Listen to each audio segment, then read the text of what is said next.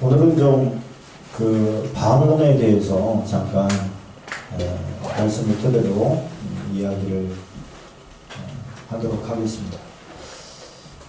그동안 이제 여러 번 말씀을 많이 드렸는데요. 방언의 유익에 대해서 이제 여러 번 말씀을 드렸고, 또 오집사님, 또 몇 분이 이렇게 기도할 때 방언으로 많이 기도하는 모습들을 보고 저는 마음이 참 흐뭇하고 좋습니다.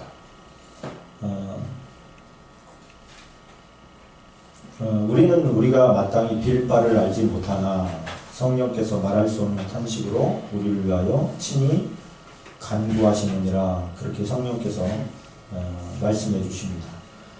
우리를 위해서 친히 간구해 주시는 그것이 방언기도입니다. 방언기도인데, 성령님은 영이십니다. 영인데 우리가 기도하지 않으면 성령께서 너 기도하지 못하시나요? 한번 질문을 해봅시다. 우리가 기도하지 않아도 우리를 위해서 중보하시는 이가 있으니 하나님의 우편에 계신 예수 그리스도라. 예수님께서 우리를 위해서 기도하고 계신대요. 중보하고 계신대요. 그러면 우리의 기도가 왜 필요합니까? 예수님께서 기도하면 다 되는 거 아닙니까?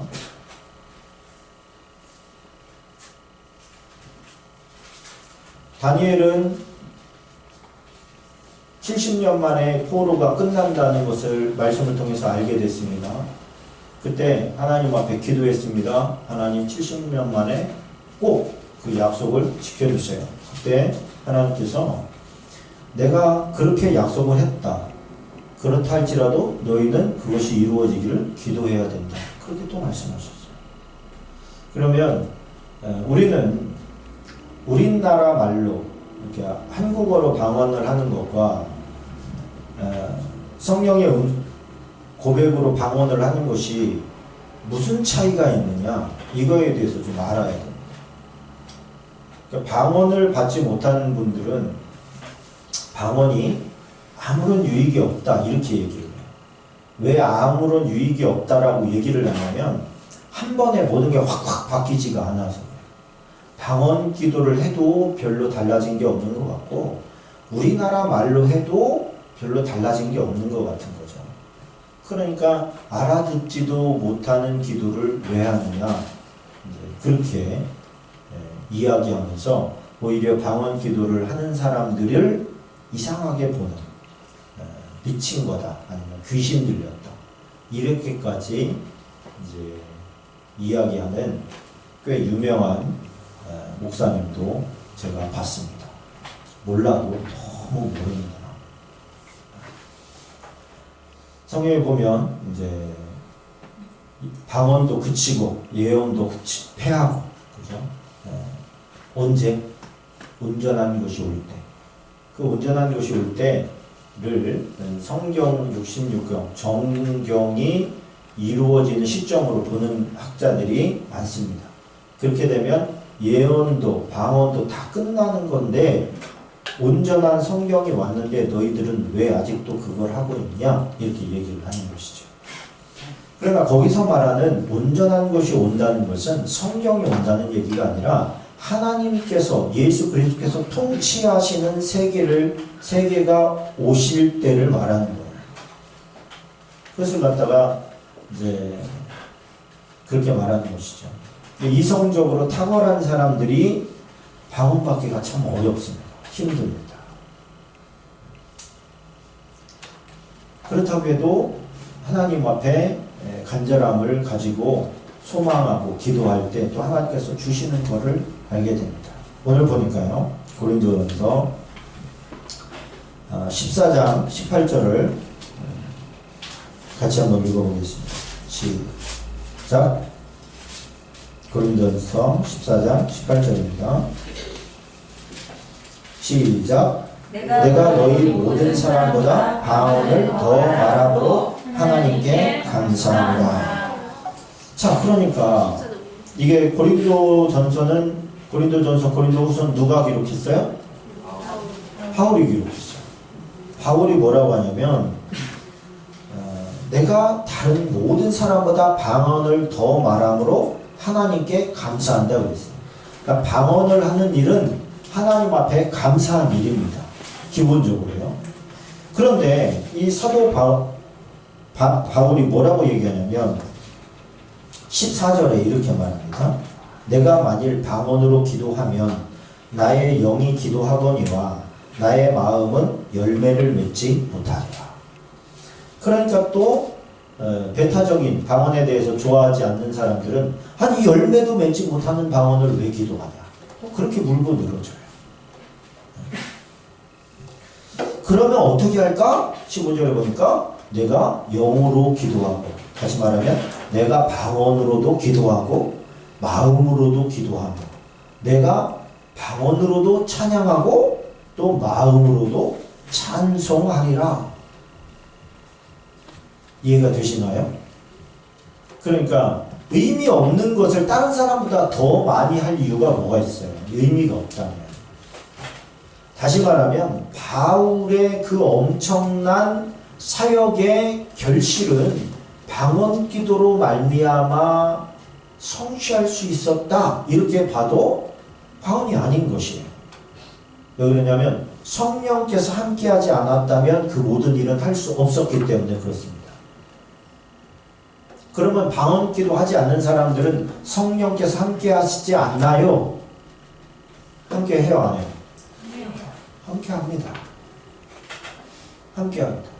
그런데 여러분이 생각해 보세요.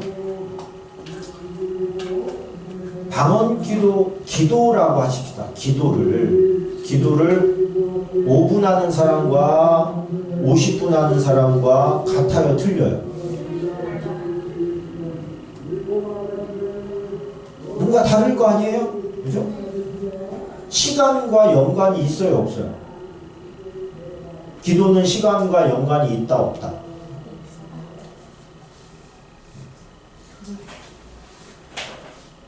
잘 모르겠어요? 어떻습니까? 기도는 시간과 연관이 있다, 없다? 의미가 어때요? 때때로 다른가?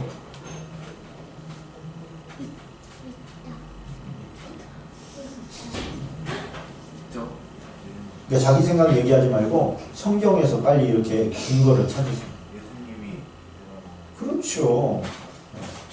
예수님께서 십자가를 지시기 전에 기도하실 때 베드로가 잠들어 있었잖아요. 그때 예수님은 베드로에게 와서 뭐라고 얘기하죠? 너희가 나와 같이 1시 동안도, 거기에 보면 1 hour, 1시간 동안도 네가 나랑 같이 기도할 수가 없냐. 그러니까 기도라고 하는 것은 분량이 있다는 얘기예요. 분량. 기도를 초신자가 와서 1시간 할 수 없습니다. 교회 나온 지 일주일 됐는데 3시간 기도할 수 없어요. 그거는 기도의 분량이 그거를 못 감당하기 때문에 그래요. 영적인 상태가 그걸 감당하지를 못해요. 그러니까 영적인 것을 우리가 감당하는 것도 뭐와 상관이 있어요? 연관이 기도의 분량과 상관이 있습니다. 기도의 분량과. 여러분 지난번에 원장님 오셔서 축사 사역하셨어요. 귀신 내어쫓는 사역하셨어요. 돈이 말도 못했습니다. 엄청났습니다. 본인은 기억도 안 나나? 저는 옆에서 볼 때만 어떻게 되는 줄 알았어요. 근데 그분들은 그게 그런 것이 일상이에요. 그냥 겉으로는 멀쩡해 보이는데 지난번에 말씀하셨죠? 귀, 목, 가슴, 부위가 있다. 부위가. 그 죄의 종류에 따라서. 근데 제가 옆에서 볼 때는 참 트림도 하시고요. 트림도 이상한 트림이에요. 그러면 만약에 여러분들 사람의 몸속에 귀신이 들어온다고 하십시다. 만약이 아니에요. 근데 성경이 이미 나와 있고 귀신들은 우리 인간의 몸을 뭐로 알고 있대요? 집으로 알고 있대요. 집으로. 집이 거주하는 집으로 알고 있다는 거예요. 사람이가. 그런데 그 귀신을 어떤 사람은 내어쫓는데 어떤 사람은 꼼짝 못하고 살잖아요. 어떤 사람은 어떤 때는 내쫓고 어떤 때는 받아들이고 막 그러기도 하고.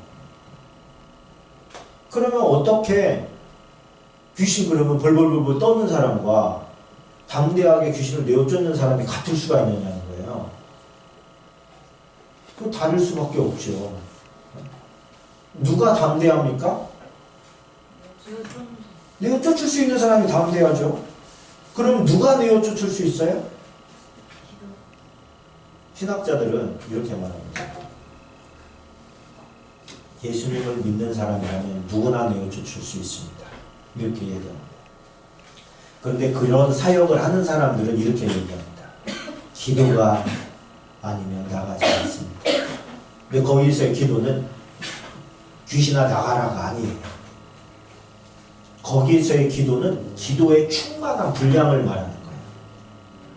예수님께서 기도가 아니면 이런 역사가, 이런 귀신이 나가지 않는다 라고 할 때 그 기도는 단순히 귀신아 나가라 이 얘기가 아니고 기도의 분량을 이야기하는 거예요. 분량이 이렇게 차야 귀신이 나간다는 얘기예요. 그러니까 우리가 그러면 기도의 분량이라는 게 뭐예요? 기도의 분량이라는 게 얼마 정도, 몇 시간 정도 하면 기도의 분량이 차는 거예요. 목사님마다 자기가 경험한 것이 다 다릅니다. 조영기 목사님은 5시간씩 기도하셨대요. 기본은. 그러니까 귀신을 그냥 귀신이 떨어 그 앞에 서면. 그러면 조영기 목사님 말을 그대로 하면 한국말로 기도를 하면 1시간도 못합니다. 방언으로 할 수 있기 때문에 가능한 겁니다. 그러니까 방언 기도가 아니면 그 기도의 분량을 채울 수가 없다는 거예요. 그러면 그 방언 기도가 아무런 역사를 하지 못하는 그냥 같은 말 반복하는 것이라면 그게 어떻게 능력이 되냐는 거죠. 그게 어떻게 능력이 되겠어요. 그래서 우리가 그거에 대한 정립을 제대로 하셔야 돼요. 방언 기도가 왜 유익한지에 대해서 제대로 좀 정립을 하고 넘어가야 돼요. 방언은 무슨 기도다? 성령의 기도예요. 성령께서 말할 수 없는 탄식으로 우리를 위하여 대신 간구해 주는 거예요. 뭐를? 우리의 필요를. 우리의 필요인데 뭐 먹을까 마실까 이런 게 아니고 나도 모르는 내가 간구해야 될 것에 대해서 그분께서 대신 간구해 주는 거예요. 마치 외국에 갔는데 네덜란드로 갔다가 합시다. 네덜란드에 갔는데 네덜란드어가 따로 있나요? 그럼 네덜란드어를 내가 하나도 몰라. 우리나라 말밖에 모르니까. 근데 갔는데 내 친구가 거기에 국왕과 친한 거야. 근데 이 친구는 아주 유창하게 잘해요. 그런데 나를 우리 국왕에게 아련시켜준다고 자기 제일 친한 친구라고. 그래서 그 국왕 앞에 갔다는 말이에요. 갔는데 국왕이 나한테 하는 말도 내가 못 알아듣는데 내 친구가 대신 국왕의 말을 나한테 통역을 해줄 거 아닙니까? 그러면 내가 국왕에게 하고 싶은 말도 이 친구를 통해서 대신 갈 수 있지요. 이 친구를 뭐라고 그러냐면 중보자라고 해요. 중보자. 통역사긴 하지만 엄밀한 의미에서는 중보자인데 어떤 경우에 중보자가 되냐면 내가 한 말을 그대로 전달만 하면 통역사라고 그래요. 근데 내가 국왕폐하 반갑습니다. 제가 이 네덜란드에서 살고 싶은데 제가 이 네덜란드에 돈도 없고 아는 것도 아무것도 없습니다. 뭐 필요한 거 없냐고 그래서 그렇게 얘기를 했다고 하십시다. 근데 이 통역하는 친구가 이렇게 얘기를 하는 거예요. 구강한테.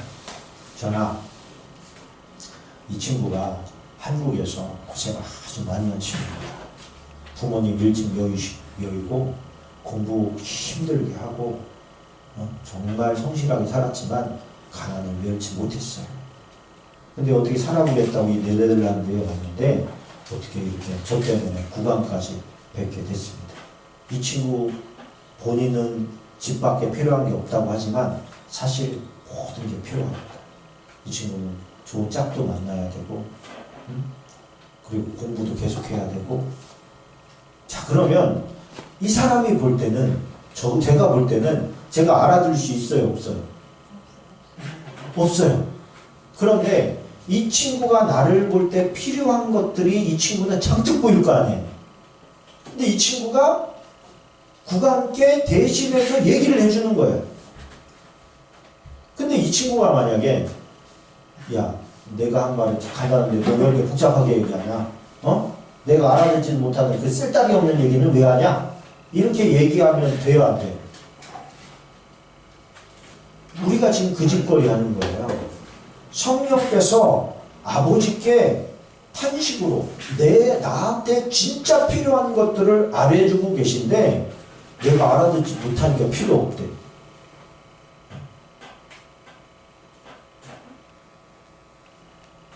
어리석은 말이죠. 내 친구가 하는 말은 무슨 말을 할지라도 나한테 유리한 걸 거예요. 왜? 내가 아끼고 사랑하는 친구고 그 친구도 나를 아끼고 사랑하니까. 그 역할을 지금 누가 하시는 거다? 성령께서 하시는 거다. 성령께서. 사단도 우리의 말을 알아들어요, 못 알아들어요? 알아들어요. 이 공간에 같이 있어요. 지금 아마 누군가를 노려볼 테고 저 유목사가 이 말은 하면 안 되는데 저런 말은 하면 안 되는데 이러면서 있을 수도 있어요. 천사와 성령께서는 흐뭇하게 웃으면서 있을 테고 우리가 성령님께 의탁해서 성령님 제가 기도합니다. 제가 필요한 거 제가 모릅니다. 진짜 몰라요. 우리는 몇 번을 얘기하잖아요. 돈 많이 벌게 해주세요. 지금 내 눈에 볼 때는 그게 너무 좋지만 하나님의 눈으로 볼 때는 야, 너 돈 많이 벌면 너 타락해가지고 지옥 가는데 그래도 괜찮겠냐? 하나님께서는 그거 알 거 아니에요. 그러면 성령께서 중간에서 뭐라고 기도하겠어요? 하나님, 돈이 필요한 건 맞아요. 근데 한꺼번에 많이 주면 타락합니다. 저도 알아요. 하나님, 예수님은 또 다른 보혜사라고 그랬잖아요. 내가 또 다른 보혜사를 너희를 위해서 보내줄 거다. 내가 지금은 너희랑 같이 있는 게 너희에게 유익한 게 아니야. 내가 가는 것이 너희에게 더 유익해. 내가 가면 누구를 보내줄 거니까? 보혜사. 보혜사를 보내줄 거니까. 예수님과 똑같은 역할을 하는 또 다른 한 분을 너희가 보내주겠다. 그분은 영이라서 모든 곳에 함께 계신다. 그분이 나를 위해서 간구해 주시는 거예요. 그러면 이 말을 사단이 알아듣지 못하게 내 입을 빌어서 고백하게 하는 거예요. 마치 이 친구가 이렇게 얘기하는 거예요. 친구야, 지금 나를 따라서 해. 그러고서 또박또박 그 나라 말로 얘기를 해주는 거예요. 그러면 나는 알아들어 못 알아들어. 그 나라 말은 몰라요. 그러나 이 친구가 하는 말을 믿고 그대로 고백하면 그게 국왕에게 전달됨과 동시에 유익하게 작용을 하는 거예요. 유익하게. 그게 방언기도라는 거예요. 오늘 우리가 이 자리에 나왔는데 방언기도는요 너무 유익한 게 많습니다. 하는 사람들은 다 유익하다. 해봤더니 그거 별볼 일도 없던데요. 성령께 우리가 믿고 의탁하고 기도할 때 임의 인위적으로 그분이 우리의 인격을 변화시키지는 않아요. 네? 성령께 기도 많이 했더니 내 인격이 바뀌었어. 이거는 좀 의심스러운 거예요. 그러나 성령의 요구에 쉽게 내가 동의가 됩니다. 그래서 방언 기도를 많이 한다는 것은 충만하게 되는 일이에요. 이해가 되십니까? 기도의 분량 가운데 내가 충만하게 되는 것이지, 이 기도가 무슨 신비한 주문 이런 개념이 아닌 거예요. 성령께서 나를 위해서 대신 고백해주고, 내가 방언 기도를 많이 할 때 신기하게도 좋은 일이 많이 일어나. 처음에는요, 악한 대적들이 난리도 아닙니다. 초창기에. 왜? 방언 기도를 하는 순간 영적인 전쟁이 벌어진 거예요. 그러면 기도 안 할 때는 괜찮았는데, 그냥 우리나라 말로만 기도할 때는 별일 없었는데, 막 본격적으로 방언 기도를 시작하면요, 막 우환도 오고, 막 싸움도 일어나고, 막 전쟁이 돌아버려. 아니, 이런 기도하면 안 되나? 이런 전쟁이 막 벌어지고 오히려 더 안 좋아지네? 이런 생각이 들어요. 근데 그것은 제대로 가는 길이에요. 성령께서 본격적으로 지금 시작하셨구나. 사역을 시작하셨구나. 그러면 나는 어떻게 해야 돼요? 더 기도해. 더 기도해. 그래야 그 전쟁을 이깁니다. 한번 전쟁을 이겨놓으면 그 다음부터는 쉬워요. 이제 전 기도하기가 쉬워. 처음에 기도의 시간조차 주지를 않아요. 기도의 마음도 들지를 않아요. 그래서 저는 우리가 지금 수요일 날 9시에 모여서 한 30분 찬양하고 말씀 전하고 기도 한 30분 하는데, 방언으로만 했으면 좋겠어요. 방언을 많이 하다 보면 우리말 기도가 필요가 없다는 걸 알게 됩니다. 그러니까 생각나면 또 해도 돼요. 그것만으로도 충분합니다. 그리고 이렇게 기도하는 게 좋아요. 오 집사님이 예원이를 위해서 기도하고 싶어요. 근데 우리나라 말로 하면 5분 정도 합니까? 뻔하잖아요. 건강, 공부, 지혜, 총명, 앞길 예배해 주시고. 그죠? 뭐 얼마나 돼? 2, 3분이면 끝나잖아요. 그러니까 고백을 그렇게 하는 거예요. 하나님, 나는 예원이가 어떻게 기도를 해야 이 예원에게 정말 유익한 건지 모릅니다. 제가 지금부터 방언하는 이 기도는 성령님께서 예원이를 위한 중보가 되게 해주십시오. 그리고서 방언을 시작하는 거예요. 그럼 뭐예요? 그 기도는 나의 인격이 들어가는 거예요. 성령님의 기도가 원래는 나의 덕을 위해서 기도하는 거지만, 그냥 할 때는 다 나를 위한 것일 때가 많은 거예요. 그러나 내가 구체적으로 성령님께, 하나님, 이 기도는 예원이를 위해서 하는 거예요. 이 기도는 우리 하나를 위해서 하는 기도가 되게 해주십시오. 이 방언 기도는 주님을 위해서 하는 방언 기도가 되게 해주십시오. 그렇게 의탁하는 기도를 드려놓고 그 다음에 방언 기도를 하는 거예요. 성령님, 우리 집안을 휘젓고 있는 어둠의 세력들이 있다는 것을 제가 압니다. 그러나 내 힘으로는 뭐 어떻게 해야 될지 모릅니다. 그러니 성령님, 지금부터 드리는 방언 기도는 우리 집안에 있는 어둠의 영들이 다 결박되어지고 파괴되어지고 어둠의 진을 파는 강력이 성령님으로부터 나올 수 있도록 그 기도를 하게 도와주십시오. 그리고서 기도를 시작하는 거예요. 그러니 이게 우리나라 말로만 기도하는 사람의 기도와 성령께서 직접적으로 역사하는 기도가 어떻게 같아요? 같을 수가 없어요. 같을 수가. 그러니 우리는 초대교회에 일어난 역사를 보면요, 오늘 보니까 13절에 그러므로 방언을 말하는 자는 통역하기를 기도할지니 그렇게 얘기했어요. 그러니까 초대교회 역사 가운데 성령이 임했을 때는 여지없이 성령이 임하셨어요. 이 방언이 임했어요. 그러니까 이 방언이라는 것은 받아도 되고 안 받아도 되는 이런 문제가 아닌 거예요. 영적인 이 신앙생활을 하기 위해서. 그러나 구원이라고 하는 것은 또 방언하고는 상관이 없어요. 예수님의 오른편에 있던 강도가 방언 받았어요? 못 받았어요? 못 받았어요. 구원에 따른 문제는 우리가 예수 그리스도를 주로 고백하느냐 안 하느냐의 차이인 것이 방언 기도랑은 상관이 없어요. 방언 기도는 뭐 하는 거예요? 사단의 진을 파하는 강력이 거기서 나오는 거예요. 방언 기도를 통해서. 그 분량이 우리가 기도의 분량을 채우려고 하다 보니까 내 기도만으로는 한계가 있기 때문에 늘 성령님을 의지하는 기도를 올려드리는 거예요. 그러면 그 기도는 교회에 와서 우리가 정말 우리가 알잖아요. 금요일날 같이 와서 기도할 때는